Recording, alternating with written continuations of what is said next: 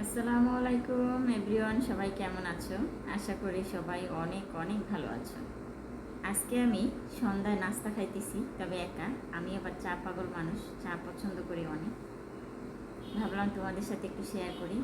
এই হচ্ছে চা, দুধ চা। এই হচ্ছে আমার খাবার, সন্ধ্যার খাবার। আসলে সন্ধ্যায় তো খাই না, এখন রাত 9টা বাজে, এখন নাস্তা খাইতেছি আমি। আর আমার দুইটা মেয়ে আছে না, মেয়ে দুইটা ঘুমাইতেছে।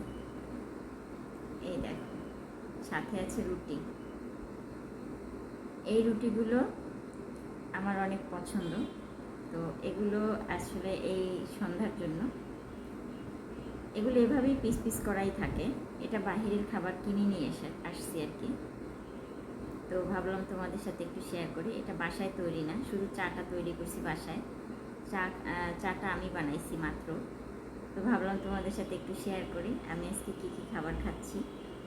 তো এখন চা খাবো, তোমাদের সাথে একটু দেখাই। আসলে আমার চা অনেক পছন্দ, আমি চা ভীষণ পছন্দ করি।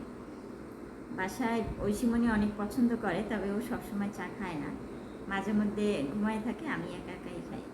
দেখো, চায়ের মধ্যে ভিজাইয়া এইভাবে আমি অনেক পছন্দ করি এই খাবারটা, চায়ে ভিজাইয়া। বিসমিল্লাহ।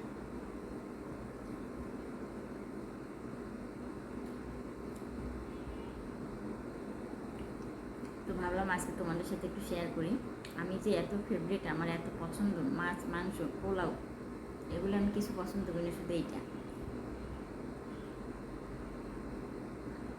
আজকে রুটি দিয়ে খাইতেছি।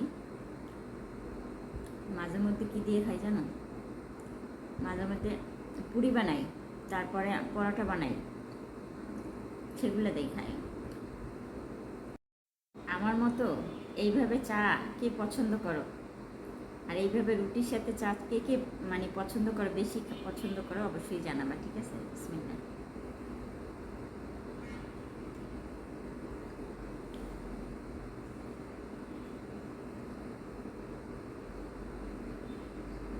চা এত পাগল আমি চা, চা খাবার আমি বুঝাইতে পারবো না। আমি যেইখানেই যাই, আমি শুধু 1 কাপ চা পছন্দ করি খুবই। তবে চা তো সারাদিন না, তোমার সন্ধ্যায় আর হচ্ছে পছন্দ করি সন্ধ্যায়, আর হচ্ছে সকালে ঘুম থেকে ওঠার পরে। আমার চা বানানোটা কিন্তু অনেক সুন্দর হয়, ভীষণ সুন্দর হয় চা বানানোটা। আমি ভীষণ ভালো চা বানাইতে পারি। তোমরা সবাই বলো যে আন্টি আপনি একা একা খান। একা না, তোমরা আইসো খাইতে, ঠিক আছে? চা বানাই তো খাওয়াইতে পারবো।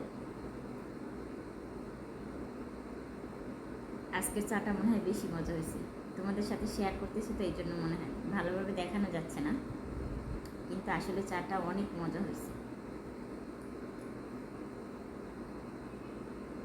তো আল্লাহ হাফিজ, সবাই ভালো থাকবা, আমার জন্য দোয়া করবা, আমিও দোয়া করি তোমাদের জন্য। আর আমার নাস্তাটা কেমন হয়েছে অবশ্যই জানাবা। আল্লাহ হাফিজ। আপনারা তো ঘুমাইতেছে, দুজনই ঘুম। এরা এদের ইও নাই, সজাগ নাই কেউ। একা একা বানাইতেছে আর একা খাইতেছি।